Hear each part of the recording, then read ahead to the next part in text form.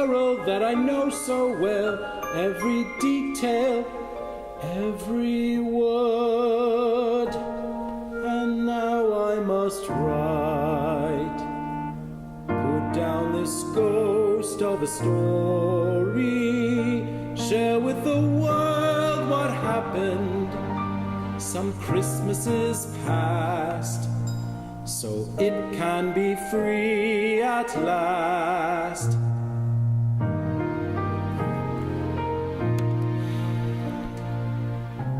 I have endeavored in this ghostly little book to raise the ghost of an idea. May not put my guests out of humor with themselves, with each other, with the season, or with me. May it haunt their houses pleasantly and no one wish to lay it. All right, old man, perhaps somebody can learn from your journey. And so it's begun.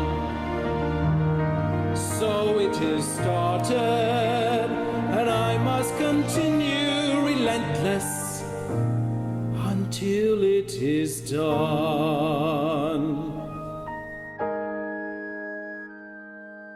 Papa, I can't sleep. Why, Claire, whatever are you doing up at this hour? My thoughts, they do keep me awake. Your thoughts?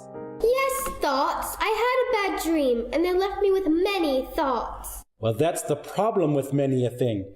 The moment when one begins to think can be the ruin of many a man. Or woman. Why, yes, or woman. Is that one of your stories? Yes, it is, dear Claire. A new one? A new one on this page, but an old tale. An old tale we can still learn from today. What is it about? It's a story about how anything is possible. A story about learning lessons from the past, living in the present, and living towards the future. Does it have a title, Papa? A Christmas Carol. A Christmas Carol? That's an odd title. I think the title is charming. I would give it some more thought. I will keep that in mind. Oh, how you do remind me of your mother. So curious.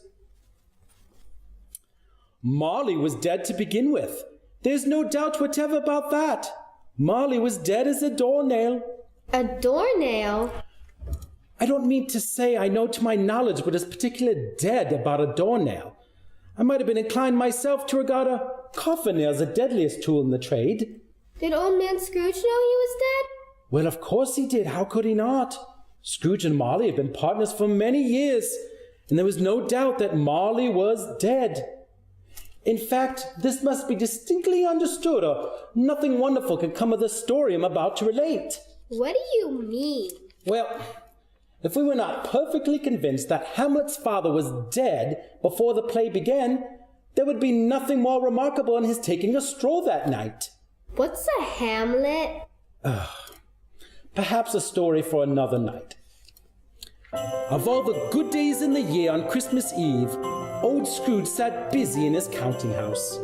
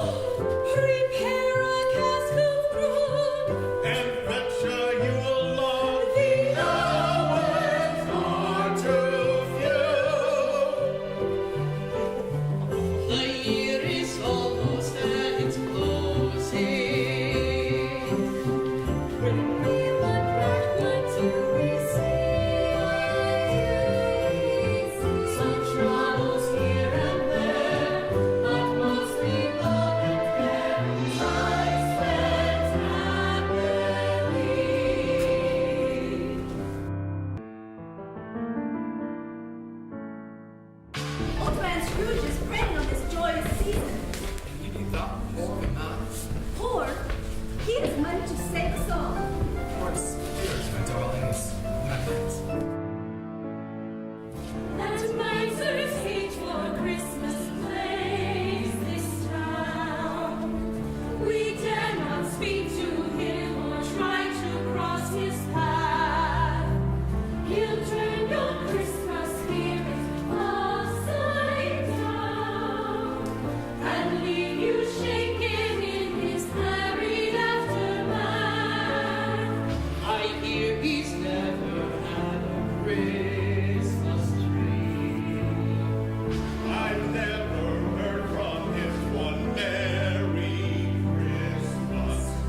There's so much to this season we can see. No tidings of great joy or festive Christmas cheer. No season's greetings there or Merry Christmas here. Without a jubilant and happy New Year, he's incomplete, a man with no humanity. That mighty trace is just spirit is fast. Stream of sugar in his legs, it was clear, so much grace, so much spirit, so much fast. After now that someone with his mind could never find the joy of a Christmas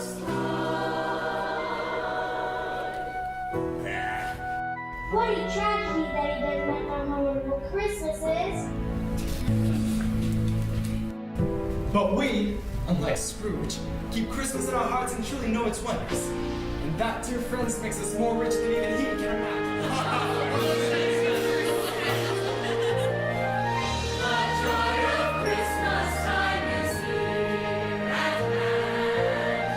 We all shall revel in its grace and harmony, and relish all affairs that we have planned.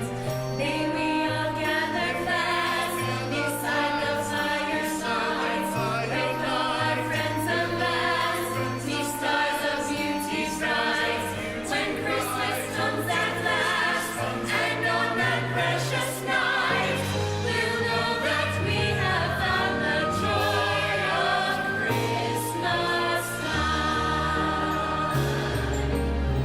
The kindness in our hearts is love. It's Christmas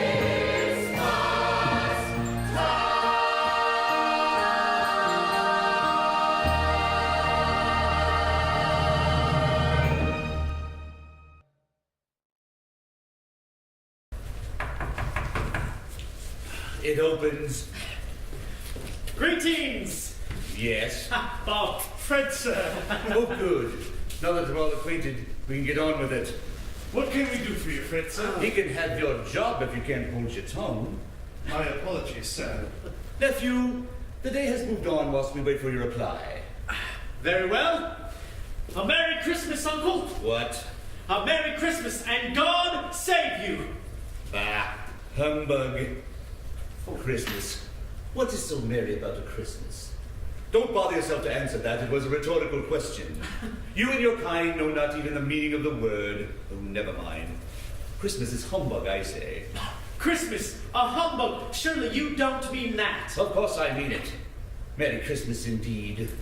What reason do you have to be merry?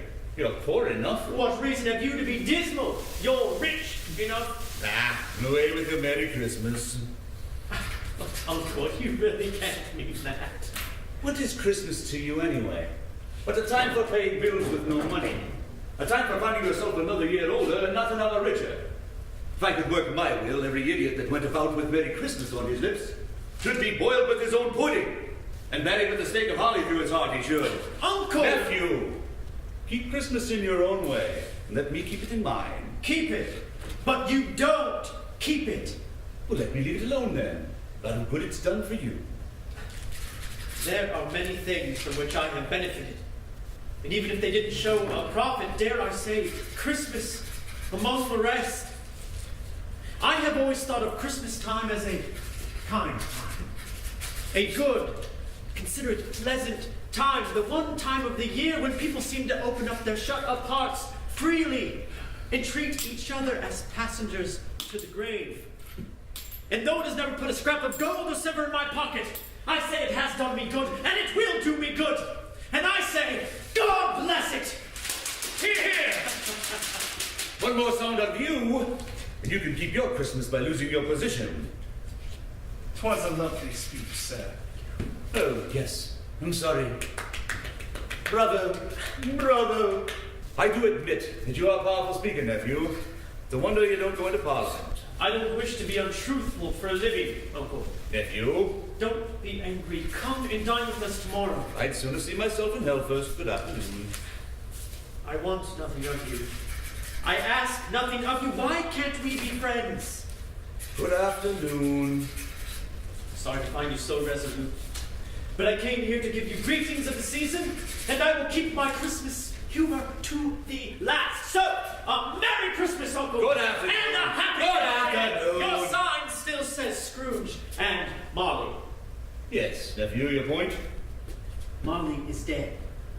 Yes, there's a door nail. Your point? Does no one call you Marley? They do. He answers to it just That's the same. enough, Cratchit. Forgive me for asking. A Merry Christmas, Bob. Thank you, Fred. Merry Christmas to you, sir. And then there's you, Bob Cratchit. 15 shillings a week and a wife and family. Talking of a Merry Christmas. I'll retire to Bedlam.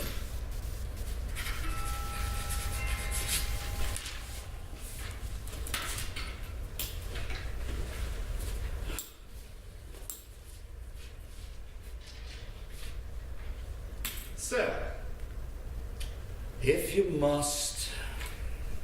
it's only one day a year, sir. It's a poor excuse for picking a man's pocket every 25th of December. I suppose you'll be wanting the whole day tomorrow. If convenient, sir. It is not convenient and it's not fair. But if you must have the whole day, be here all the earlier next morning. I promise, sir. Merry Christmas, Mr. Scrooge. Yes, yes. And bless you, Mr. Scrooge. Ah! Christmas. What has it ever done for me? With its ice and its cold and its memories of old, better times now lost, buried in frost. Now all it brings is bitter emptiness.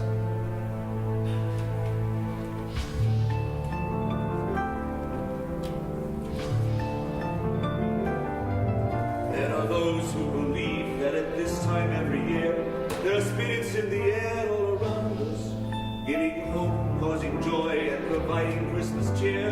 There are miracles enough to astound us. But I've lived enough and I've learned enough to know the folly of their way.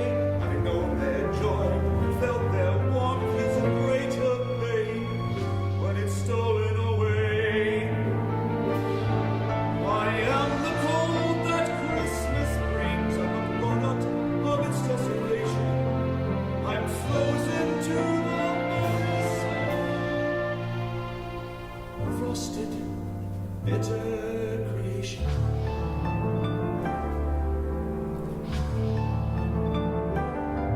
Bit of cheer here and there, warming smiles everywhere, knowing not what they mean or why. And little do they know, they do not show the intention behind their eye. Or they lie to you and they steal from you the last of kindness yet to take, turning you into something you never knew, something miserable with nothing left at stake. I am the cold that Christmas brings, a product of its desolation. I'm eroded by the winter rain, devoid of human sensation. numb. What I am is numb, feeling nothing for anyone or anything. Why should I? They feel nothing for me, not even in this so-called season of love, when they let fly their prosperous tidings of joy to those passing by, to strangers on the street. Humbug. I would prefer to be left alone. Not all these murmurings of Christmas tidings. And the common man will walk about saying Merry Christmas to someone he doesn't even know. Silence. Solitude. That's where my happiness dwells. This Christmas time comes but once a year, but seems to be earlier each season. Leave it alone. I care not for such things, and my life is better off for it. I'll remain all alone, by myself on my own, and endure this frivolous season, this Christmas with tradition that evade all rhyme or reason. So let them have their Christmas and leave me to my ways. I don't need the joy and Christmas cheer, even in the memories I hold dear. When they're near me, let one thing be clear. It's the ice and the cold that they should fear.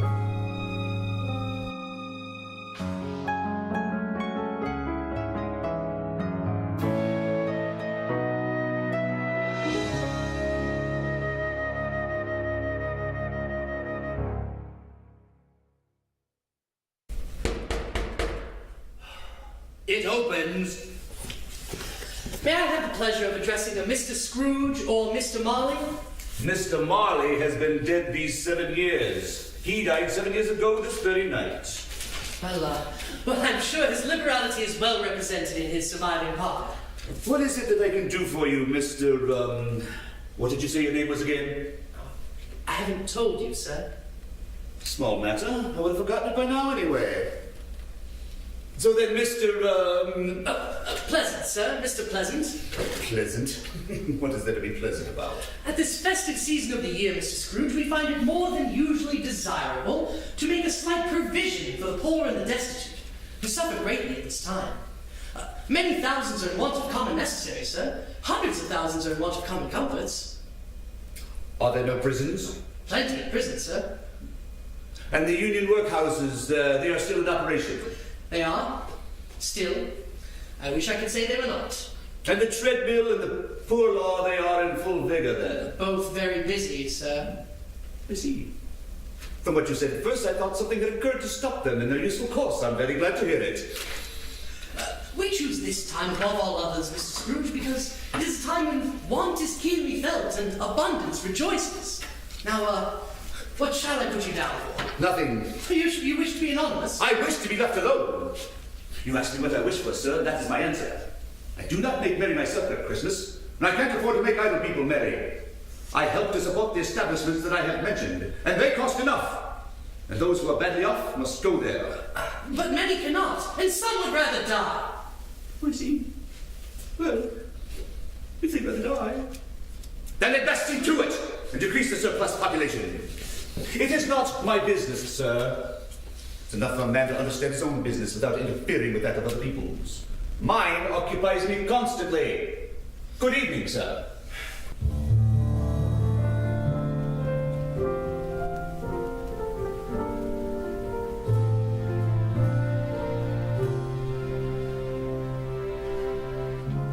My dear Tim, so small and so frail, you never fail to make me smile.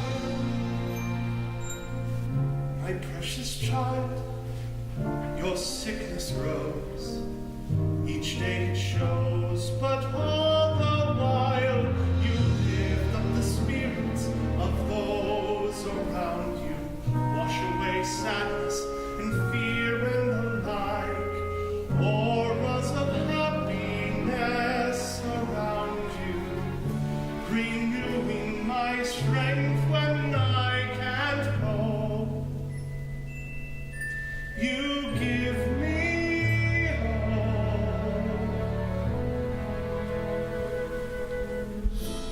tiny tin, light of my life, I will protect you from pain and strife, and all of the demons that try to take you. I'll do my best to make you strong. Please hear my song. I love you, Tim.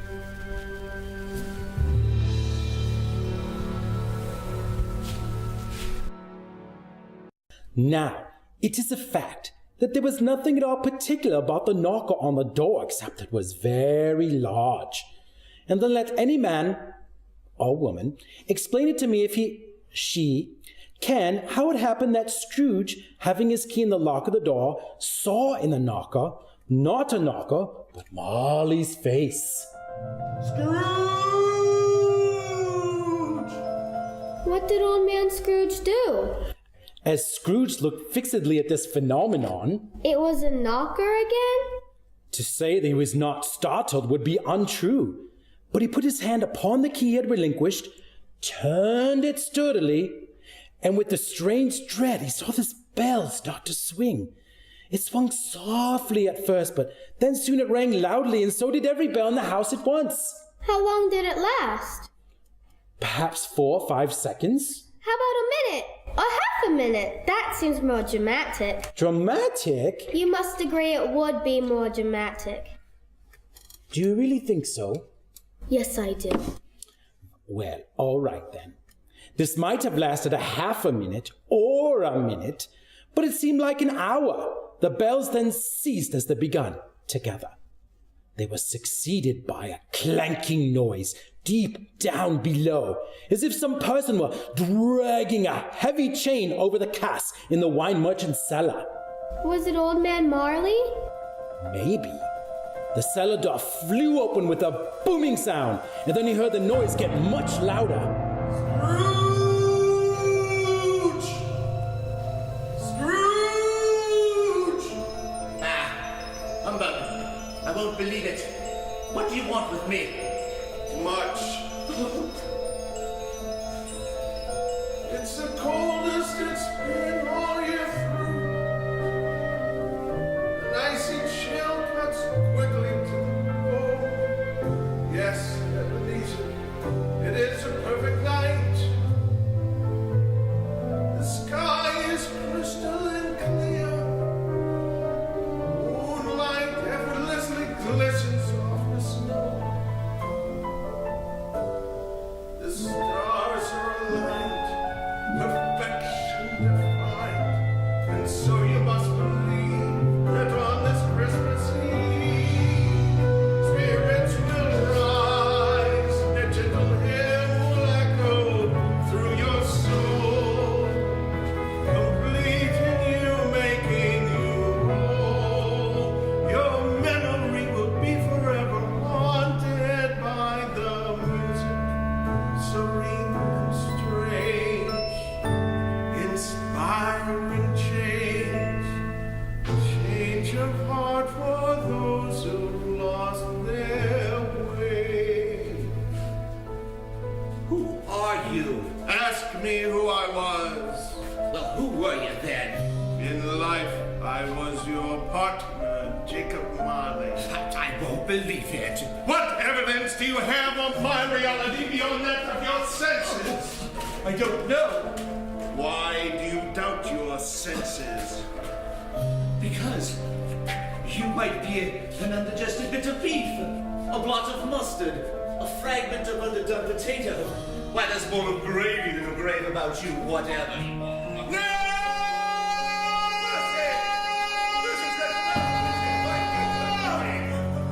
Now do you believe in me? I do, I must. Why have you come to me? It is required of every man that here his spirit walk forth among his fellow men.